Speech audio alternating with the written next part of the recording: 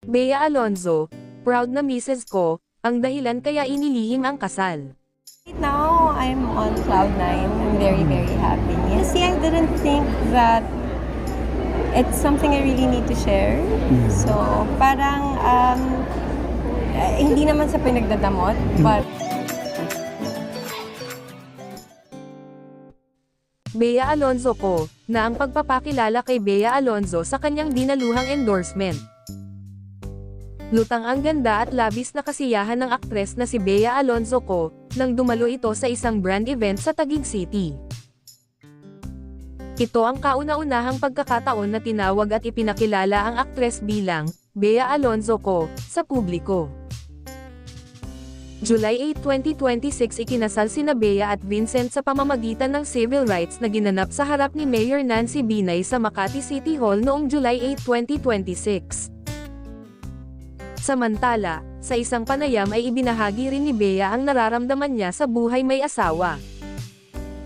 Ani Bea, malaki ang nabago sa kanyang pang-araw-araw na pamumuhay. Yung tirahan ko, iba na yung address ko, syempre nag-move in na kami together. Obviously, masayang pahayag ng aktres. Right now, I'm on cloud nine, I'm very, very happy, dagdag niya.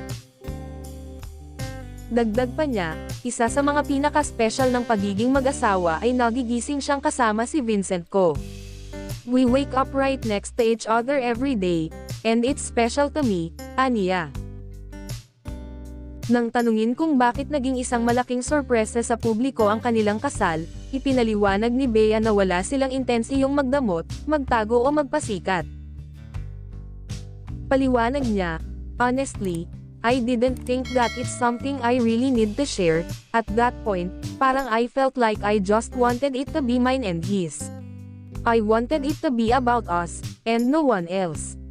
It wasn't supposed to be a surprise, it wasn't supposed to be like that. It felt like, it was the right thing to do, parang the moment was ours, say pa ni Bea. Bukod sa buhay may asawa, abala rin ngayon si Bea sa pagtitiping ng kanyang bagong series.